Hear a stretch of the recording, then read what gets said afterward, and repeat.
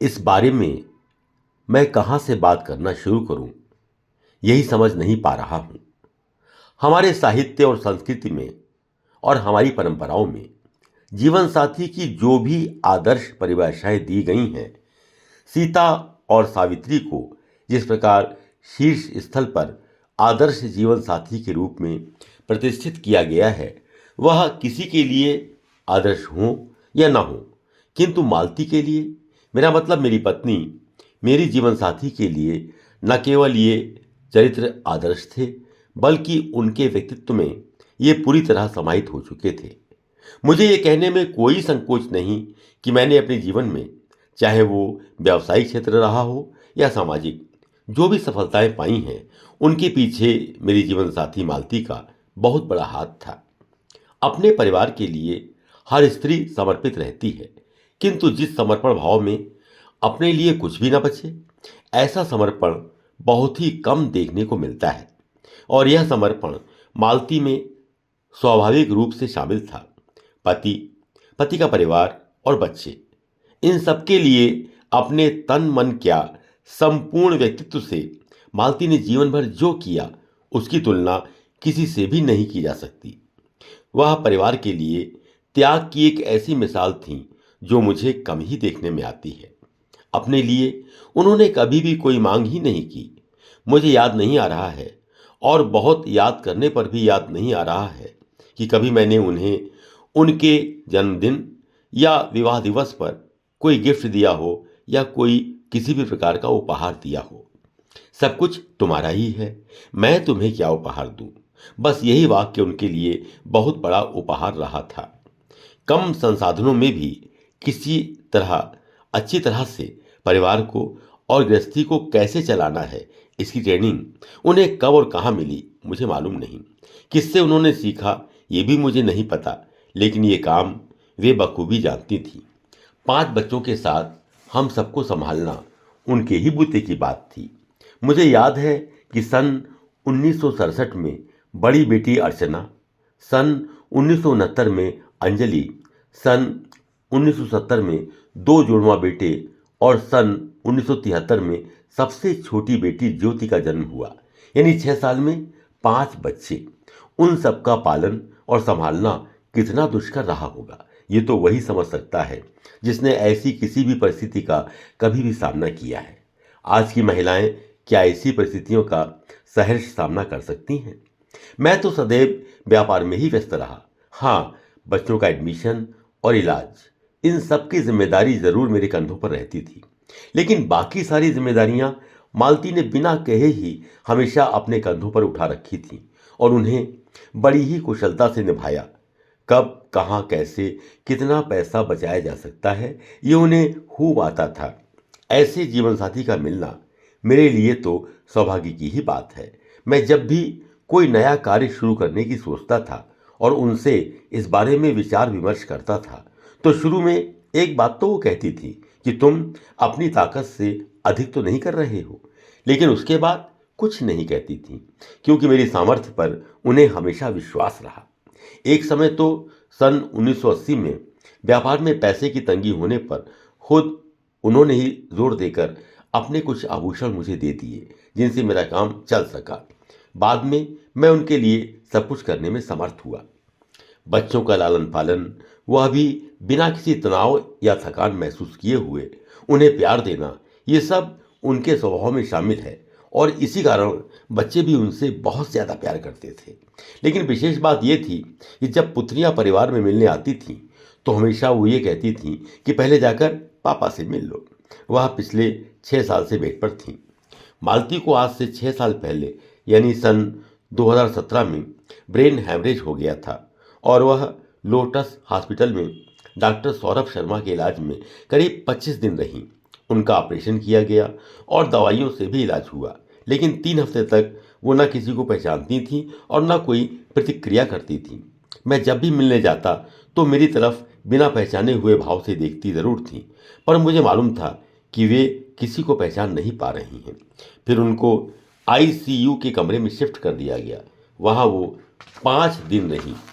चौथे दिन मैंने उनसे पूछा कि घर चलोगी, तो ऐसा लगा कि उन्होंने स्वीकृति सी दे दी है। 5वें दिन थोड़ी सी हलचल और दिखाई दी तो डॉक्टर सौरभ शर्मा ने कहा कि बाबूजी, आप इन्हें घर ले जाइए, तभी इनकी याददाश्त पूरी तरह से वापस आ सकेगी। मैं और मेरे बच्चे मालती को घर ले आए और उनका घर पर ही इलाज चलता रहा। फूड नली से भोजन दिया जाता था। कमरे को 24 घंटे आईसीयू की तरह ही परिवर्तित कर दिया गया। धीरे धीरे उनकी स्थिति में परिवर्तन होने लगा। फिर वो थोड़ा थोड़ा पहचानने लगी। फूड पाइप से नली निकाल दी गई और उनकी रिकवरी होने लगी। रिकवरी होने के साथ उनकी पूरी तरह से याददाश्त वापस आ गई और उनको पुरानी से पुरानी बातें भी याद आने लगीं। सिर्फ इस हॉस्पिटलाइजेशन के समय का उन्हें कुछ याद नहीं था। वो थोड़ा चलने भी लगी थीं। उनको व्हील चेयर पर बाहर कॉरिडोर में मैं और मेरे बच्चे ले जाया करते थे और घुमाते थे। उनके लिए इनोवा कार में हाइड्रोलिक व्हील चेयर लगवाई गई थी, जिससे वो व्हील चेयर पर बैठकर हाइड्रोलिक सिस्टम द्वारा आसानी से व्हील चेयर सहित कार में बैठ सकती थीं, जिसमें बैठाकर कभी कभी हम उन्हें बाहर ले जाते थे। इस सहूलियत की वजह से वो अपने बड़े देवते प्रिय निशांत की शादी में दिसंबर सन 2018 में सम्मिलित हो सकी थी। तत्पश्चात अपनी सबसे छोटी पुत्री ज्योति और अनुराग के विवाह की रजत जयंती जयपुर जाकर मनाई। बाद में वो अपने देवते अभिलाष की शादी में दिल्ली भी गईं और अपने प्रिय पौत्र निशित की शादी में सन 2022 में सम्मिलित हुई। अभी पिछले 24 अक्टूबर सन 2023 में दूसरे पौत्र प्रिय यश का विवाह हुआ तो हिल्टन होटल में वो वहाँ अपने कमरे में ही रहीं। सिर्फ घुड़चढ़ी के समय नीचे व्हील चेयर पर उन्हें लाया गया और उन्होंने अपने पौत्र को आशीर्वाद भी दिया। मेरे बड़े दामाद श्री नवीन जी गर्ग स्वयं अपने हाथ से व्हील चेयर चलाकर थोड़ी देर तक घुड़चढ़ी में बारातियों के साथ उनको लेकर भी गए। फिर उनको कमरे में वापस भेज दिया गया। इससे पूर्व 16 अप्रैल सन 2023 को मेरे और श्रीमती मालती अग्रवाल दोनों के द्वारा स्थापित Shri Ram child welfare foundation, जो मेरे पूज्य पिताजी की स्मृति में 25 सितंबर सन 2003 को स्थापित किया गया था, उसका 20वां साल मनाया गया, जो एक तरह से हमारे सब रिश्तेदारों से और अपने मित्रों से एक विदाई समारोह के रूप में और आगरा की 4 बड़ी संस्थाओं को सम्मानित करने के उद्देश्य से मनाया गया था। इसमें बहुत से सम्मानित व्यक्ति शामिल हुए और मेरी पत्नी ने अपने हाथों से यथोचित धनराशि का चेक देकर चारों संस्थाओं हेल्प आगरा, क्षेत्र बजाजा समिति, विकलांग सहायता संस्थान और अनुभव निधि वृद्धाश्रम को सम्मानित किया। इससे मुझे और मालती दोनों को बहुत खुशी हुई कि हम अपने इस उम्र के पड़ाव पर जो एक अच्छा कार्य हो सकता है वो हमने किया और अपने सामाजिक ऋण का निष्पादन किया। इसके पश्चात 16 नवंबर सन 2023 को हम उनको हाइड्रोलिक व्हील चेयर पर इनोवा गाड़ी में लेकर अनुभव निधि वृद्धाश्रम गए। वहाँ गायों को भोजन कराया और उन्होंने पहली और आखिरी दफ़ा यहाँ अनुभव निधि में जो पिताजी की स्मृति में 2 कमरों का एक ब्लॉक बनवाया था उसको देखा। उसको देखकर उन्हें बहुत खुशी हुई। हमने भोजन भी वहीं अनुभव निधि आश्रम में किया। वहाँ से आने के बाद फिर वो कहीं भी नहीं गईं और धीरे धीरे उनकी हालत और बिगड़ गई। आखिर में 8 दिसंबर सन 2023 को वे अपने शरीर को त्याग कर प्रभु के चरणों में लीन हो गईं। उनके चेहरे पर देहावसान के समय भी असीम शांति और चेहरे पर मुस्कान रही।